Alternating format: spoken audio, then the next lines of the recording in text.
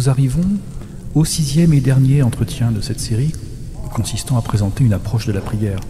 Ceux qui auront suivi ces entretiens depuis le premier, et surtout qui auront mis en pratique les propositions qui y sont formulées, auront certainement des éléments plus concrets qu'avant ces entretiens pour mieux l'approcher, pour s'en faire une idée. Et à la fin de cette première série, j'espère que vous aurez partagé cette expérience comme une clé d'entrée dans la vie spirituelle. On peut difficilement imaginer une vie spirituelle sans prière. On peut parler de spiritualité comme un livre, on peut la confondre avec d'autres choses qui ne concernent pas l'esprit. On peut se plaire à nommer esprit ce qui ne l'est pas. On peut décider que la prière est une technique mécanique. On peut refaire le monde, faire le petit professeur qui décide de l'ordonnancement de l'univers et devenir un grand magicien de tout ce qu'on veut dans sa tête. Il n'est pas question de dire que c'est l'ego qui pose un problème, mais bien une de ces expressions les plus enracinées, on appelle tout simplement l'orgueil. Par cette approche de la prière, j'ai proposé de vous mettre en contact avec cette attitude permettant de recontacter Dieu consciemment. Et que l'on soit ou non croyant n'est pas du tout la question. Je suppose que vous comprendrez ce que je vais dire. Croire en Dieu n'est pas une question d'opinion, mais une question d'expérience. Croire, ce n'est pas supposer, c'est avoir confiance. La prière concerne, nous l'avons vu, à peu près toutes les activités de notre vie intérieure, pour peu que l'on accepte de lui faire une place. Elle repose essentiellement sur une attitude de coopération avec Dieu. Et cette attitude est le plus souvent évitée, éludée, voire inversée dans différents courants de l'ésotérisme et du Nouvel Âge. En fait, ce n'est pas nouveau, cette façon de faire. C'est même le thème principal de la Bible, figurez-vous. Dans la Bible, c'est un peu toujours la même histoire qui est racontée. Les hommes reçoivent les paroles et les promesses de Dieu. Ils proposent une alliance. Les hommes cherchent alors à s'en affranchir pour en faire autre chose et agir seuls, par eux-mêmes, se détournent et vont de mal en pis. Alors, il promet l'envoi d'un renouvellement de cette alliance, ils attendent, et quand ce renouvellement est accompli, ils recommencent à faire toujours plus de la même chose, etc. La Bible, c'est pas un vieux bouquin dépassé, évoquant des personnages, je sais pas moi, superstitieux, abrutis, ou au contraire des personnes totalement saintes, immaculées, vivant comme des elfes au milieu des licornes. Lorsqu'on lit la Bible, on peut s'apercevoir que les hommes, dont l'histoire est décrite, nous ressemblent drôlement. Je vous parle de la Bible car la société occidentale a été façonnée par la tradition judéo-chrétienne basée sur la Bible. Et nous verrons, dans le cadre de cette chaîne, que l'ésotérisme et le Nouvel Âge ne cessent de s'y référer comme une autorité, dont il faudrait s'affranchir, en avançant toujours plein de raisons, ou en proposant des alternatives qui permettent d'esquiver, d'ignorer, de déformer ou de n'en prendre que des petites parties du message biblique, comme s'il était obsolète ou mal compris. Enfin, il y a toujours de bonnes raisons, et il faut être un ignare total ou un obscurantiste pour ne pas comprendre que toutes les religions disent la même chose et que tout ça, de toute façon, toutes ces religions ne sont que des dogmes, que en réalité, la vérité, c'est dans le cœur individuel et personnel, etc. Bon, on connaît tous ce discours hypnotique fait d'affirmations péremptoires contraignantes. Bon, ça fait cool, mais ça fait couler aussi. Bon, là n'est pas mon propos du jour. Ce dernier entretien est conçu pour vous laisser pratiquer la prière au quotidien. Vous aurez remarqué qu'en fait, la prière correspond à des attitudes naturelles de la personne. Elle prolonge chaque attitude en l'associant avec Dieu. Aujourd'hui, nous allons aborder les modalités pratiques de mise en place de la prière dans sa propre vie. À commencer par s'accorder chaque jour un moment, au moins un, pour prier. En conseil pratique, je suggère de disposer d'un lieu. Et si c'est toujours le même, ça permet de durer dans le temps, que ce soit chez soi ou ailleurs. Donc chaque jour, avec un lieu. Si on a un lieu chez soi, et c'est pas indispensable que ce soit une pièce entière ou un bureau qui ne serve qu'à ça, un coin prière dans lequel vous allez pour prier, très sobre, c'est largement suffisant. Au besoin, un endroit que l'on installe et désinstalle après chaque utilisation quotidienne. Choisissez-le en fonction du calme qui peut y régner, tout comme vous choisirez un moment aussi où vous pourrez vous retrouver dans le calme pour le faire. Bon, selon votre sensibilité, vous allez ensuite décorer, l'habiller d'éléments de décor qui vous plairont. Il peut aussi y avoir des lieux pour tous. Bon, par exemple, les églises qui sont ouvertes, c'est un lieu de prière par destination. Vous pouvez en profiter. Il ne vous est pas demandé de croire ou de croire en des choses très précises, mais de venir à la rencontre. Si pour vous, une église reste un lieu assez bizarre dans lequel vous n'avez aucun repère, je peux proposer un entretien dans cette chaîne sur une visite d'église, comment se repérer, comment s'y comporter, etc. Bon, n'hésitez pas à me le faire savoir, le cas échéant, dans vos commentaires ou en m'écrivant. Autre point, préférez la vérité de la conscience personnelle à l'acte qui n'a pas de sens dans votre prière. Mais il faut aussi avoir conscience que l'enjeu de la prière étant le combat spirituel, il est possible que des résistances en vous se manifestent à des moments précis de votre cheminement. Nous reviendrons sur ces phénomènes dans une série d'entretiens, comme je le disais à propos du combat spirituel. Pour le moment, le plus simple est de comprendre que la prière quotidienne est une question d'hygiène. C'est une analogie à une hygiène corporelle. Comme on se lave très régulièrement, on prie très régulièrement, et au bout de quelques jours, on se sent plus propre, on se sent lavé. Et autant cette activité est privée et personnelle, autant il peut être stimulant de rencontrer de temps à autre des personnes qui prient elles aussi.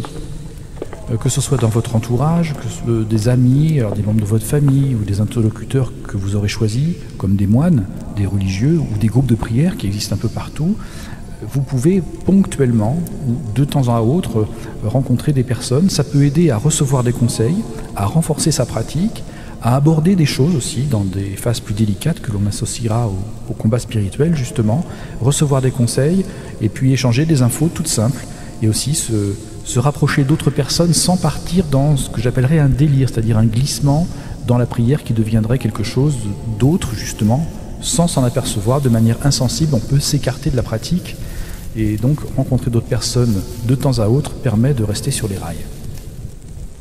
Sur le plan de la pratique, vous pouvez donc prier à haute voix, à voix basse, et impliquer l'ensemble de votre corps de la manière dont ça vous semblera le plus adapté, la plus parlante pour vous, en ayant conscience que ce n'est pas tant la justesse de l'acte qui apporte, mais la justesse de votre attitude, d'être honnête avec vous-même. Mais parfois aussi, il faudra se mettre en prière d'abord par le corps pour inciter la conscience à vous recentrer.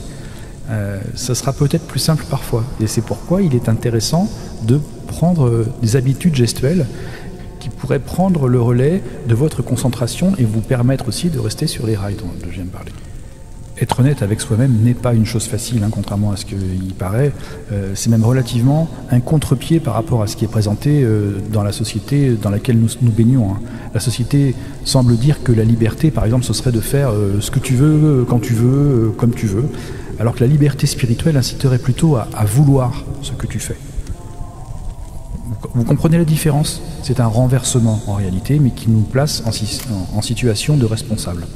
C'est-à-dire de se déclarer responsable de ses actes, de nos intentions et de leurs conséquences. C'est ce que l'on appelle la bonne foi, en réalité. Vous voyez, comme quoi, des fois, le langage courant peut porter des éléments intéressants.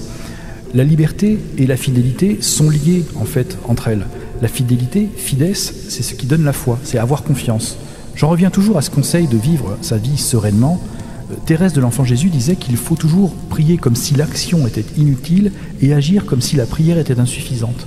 Et ça me semble constituer un conseil très riche d'enseignement, puisqu'il alterne effectivement l'action, la vie quotidienne et le moment de prière où l'on se donne complètement. C'est-à-dire que l'on peut s'impliquer, se responsabiliser, et tout ça dans un même élan. Faites-en l'usage qui vous semblera le meilleur. Pour prolonger cette démarche, je vais me référer à un passage du Nouveau Testament qui s'appelle les Actes des Apôtres, dans lequel il est déclaré que on peut ignorer Dieu et le chercher, puis le trouver en tâtonnant, bien qu'il ne soit pas loin de chacun de nous, car en lui, nous avons la vie, le mouvement et l'être. C'est dans les Actes des Apôtres, chapitre 17, verset 27. Je répète, on peut ignorer Dieu et le chercher, puis le trouver en tâtonnant, bien qu'il ne soit pas loin de chacun de nous, car en lui, nous avons la vie, le mouvement et l'être. La typologie des prières que nous avons vues s'inscrit au cœur de ce triptyque vie, mouvement et être. Et à travers les pratiques qui ont été proposées, nous pouvons, surtout si on les a effectuées ces pratiques, nous pourrons bien comprendre là où la psychologie transpersonnelle ou le nouvel âge nous emmène en étant ailleurs. par les approches énergétiques et autres. Parce que ça laisse penser ou atteste que nous sommes nous-mêmes la source de la vie, du mouvement et de l'être, et conduit à penser que nous avons Dieu en nous, et donc que nous sommes des dieux. Vous voyez, c'est assez insensible, mais finalement, on se retrouve tout seul, on se retrouve dans l'unité, et donc pourquoi prier plutôt que méditer, par exemple? On ne voit pas de différence. Vous voyez comme on peut dévier sans même s'en rendre compte, et facilement, alors que ce n'est pas du tout ce qui est proposé par la prière, et ce n'est pas ce qui est proposé dans le texte non plus. Donc c'est exactement ça, rater sa cible, se prendre pour l'origine de la réalité créée, et ne plus voir dans la création une réalité qui est donnée. Et ça repose sur une erreur de perspective profonde, que l'on commet donc sans s'en rendre compte, simplement en se précipitant, et encore une fois plus par orgueil qu'en disant que c'est l'ego le problème. Et elle est commise par beaucoup, sans même qu'ils en soient conscients. Et ça relève d'un conditionnement ou d'une déconstruction qui n'aide pas à grandir, mais qui mutile et blesse la personne que nous sommes. La dimension de l'esprit est affectée. Nous avons commencé à aborder ce sujet dans les limites liées à la croyance dans la loi d'attraction. Vous pouvez vous y référer si vous ne connaissez pas cet entretien. Et nous poursuivrons de toute façon, nous reviendrons sur ce sujet dans le fil de cette chaîne, puisque c'est vraiment son objet. L'entretien d'aujourd'hui comporte aussi, bien sûr, le renvoi à des prières déjà existantes, qui ont été transmises et en qui nous pouvons avoir entièrement confiance. On peut s'en servir à volonté. À commencer par le Notre Père. Les disciples de Jésus ont demandé à Jésus comment prier, parce qu'il priait lui-même souvent, et il répondit par la prière du Notre Père. Alors, si vous ne la connaissez pas, elle est partout à votre disposition, il existe plusieurs formulations, toutes vous permettront d'aborder cette réponse à la question comment prier. Elle est relativement simple, mais elle est vraiment complète, et je vous renvoie à elle en tout premier avec toute confiance, évidemment. Une autre prière, c'est le « Je vous salue Marie ». Alors c'est vrai, c'est une prière plutôt catholique. Elle est composée de deux parties. La première qui reprend l'annonciation de l'ange Gabriel, puis de Élisabeth à la Vierge Marie. La seconde partie, quant à elle, repose sur une demande. Et elle accorde à la Vierge Marie le titre de Théotokos, la Mère de Dieu, et la place en intercession entre nous et Dieu. Elle a été ajoutée par la suite, relativement récemment. L'usage qui a duré pendant des siècles a été d'ajouter une demande à la fin de l'Annonciation. Et donc celle-ci qui a été ajoutée, il se trouve qu'elle a été confirmée et encouragée par la Vierge elle-même lors de ses différentes apparitions, notamment au XIXe et au XXe siècle. En outre, à ces différentes occasions, elle a incité à la récitation du chapelet, qui reprend le « Je vous salue Marie » par dizaines successives, ponctuées par le Notre Père, et ça forme le chapelet. Le rosaire étant une répétition du chapelet en support de méditation sur les mystères du Christ. Alors nous sommes là, vous le constatez, dans quelque chose de très vivant en fait, en mouvement. Et là aussi, si vous cherchez « Je vous salue Marie », le chapelet ou rosaire sur un moteur de recherche, vous trouverez énormément d'informations utiles et tout à fait pertinentes, et vous pouvez y aller en toute confiance. Ensuite, il y a la prière isicaste, qui est plutôt connue dans la tradition orientale orthodoxe. Elle repose sur une phrase très simple et qu'il suffit de répéter ou qu'il faut répéter. Alors, elle contient en fait beaucoup du mystère chrétien dans son ensemble et elle peut constituer en soi un support de méditation, mais je recommande particulièrement sa pratique en lien avec un accompagnement, avec une personne qui a déjà cheminé dans cette pratique, donc une personne de confession orthodoxe ou un moine orthodoxe. Et au-delà de la grande simplicité de cette prière, il y a une profondeur qui effectivement demande plutôt un regard expérimenté, au-delà de la simple pratique répétition. Encore une fois, ce n'est pas un mantra. Je citais la prière isicaste parce que la prière n'étant pas un mantra justement. Donc surtout, il ne faut pas confondre avec ça. Et je vous renvoie avec un accompagnement d'une personne, ce sera plus pertinent selon moi. Et maintenant, il y a aussi les psaumes. Dans la Bible, il existe le livre des psaumes. Ils sont au nombre de 150 et ce sont autant de prières. Et elles sont utilisées dans différentes liturgies, qu'elles soient chrétiennes en général ou juives. Et ces prières elles ont souvent été chantées. Mais elles peuvent aussi être lues et récitées oralement sans forcément faire un chant. Elles expriment des attitudes variées et des relations des modalités de relation avec Dieu. Et je vous en conseille au moins la lecture. Peut-être trouverez-vous quelques psaumes tout à fait en harmonie avec ce que vous pouvez ressentir à tel ou tel moment. Il existe aussi des études à propos des psaumes, mais commencez par les lire, ce sera vraiment le plus simple et le plus direct, à mon avis. Ces prières ont été portées durant des siècles au sein de liturgies diverses, et elles le sont toujours, hein, mais elles peuvent aussi être utilisées isolément par des personnes individuelles pour prier, tout simplement, ou en lien avec d'autres passages de la Bible qui constituent la liturgie du jour. Et ça donne la pratique de la Lectio Divina, qui est une pratique très très ancienne et à laquelle je vous renvoie. Là aussi, si vous cherchez, vous trouvez plein d'enseignements très importants, très intéressants. Mais nous retrouverons aussi la Lectio Divina lorsqu'il sera question de méditation ultérieurement. Toutes ces prières permettent d'être en relation avec toute une tradition, au-delà de sa propre personne, parce que sa prière vous permet d'être en contact avec vous-même, et ces prières collectives vous permettent aussi de vous rattacher à un groupe de personnes, afin de ne pas vous perdre, de ne pas vous égarer, ou de ne pas rester stérile, de ne pas rester trop inerte dans votre coin. Maintenant, donc, ça peut être très spontané, vous pouvez garder des prières très spontanées. Là, on a pris l'habitude de prier dans un contexte plutôt apaisé au cours de ces différents entretiens. Et vous pourrez aussi prier spontanément au cours de votre vie, que ce soit pour exprimer une émotion, une joie par exemple, ou au contraire votre détresse. Vous pouvez appeler Dieu ou interpeller Dieu directement et il répondra. Pas à la façon, donc on l'a compris, d'un Aladin de la lampe qui va obéir à des vœux, mais réellement dans votre vie, avec bienveillance et justesse, et vous allez être porté. Il va y avoir une réponse de toute façon, même si vous priez spontanément. Les prières collectives auxquelles je me réfère ne sont pas des invocations magiques ou des prières qui ont une puissance qui va faire que vous allez devenir Gandalf qui jette des sorts à tout va et que le monde va se transformer sous vos yeux. C'est pas du tout ça, bien évidemment. L'intérêt de ces prières qui remontent loin dans le temps, c'est qu'elles peuvent embrasser l'ensemble de la conscience humaine et avoir une amplitude de pensée qui parfois nous dépasse personnellement. On a des habitudes de manière de fonctionner ou de réfléchir ou de ressentir les choses, et ces prières souvent nous permettent d'élargir notre manière d'appréhender la vie en général ou le réel. Mais n'hésitez pas à prier spontanément et alternativement à vous référer à des prières déjà existantes. Tout cela fait partie d'une même démarche. Il ne faut pas scinder les choses. Je mentionne la Bible en pointillé depuis le début de notre entretien parce que je vous recommande aussi à sa lecture et à sa fréquentation. Et lorsque vous la lisez régulièrement, vous allez vous apercevoir qu'en réalité, il y a des personnages qui peuvent vous ressembler à l'intérieur ou qui peuvent provoquer chez vous une certaine admiration. Alors bien sûr, pour ça, il faut connaître un petit peu qui sont ces personnes pour ensuite pouvoir s'inspirer de leur vie, de leurs réactions ou aussi de leur manière de prier. Mais ça peut commencer par quelque chose de très simple.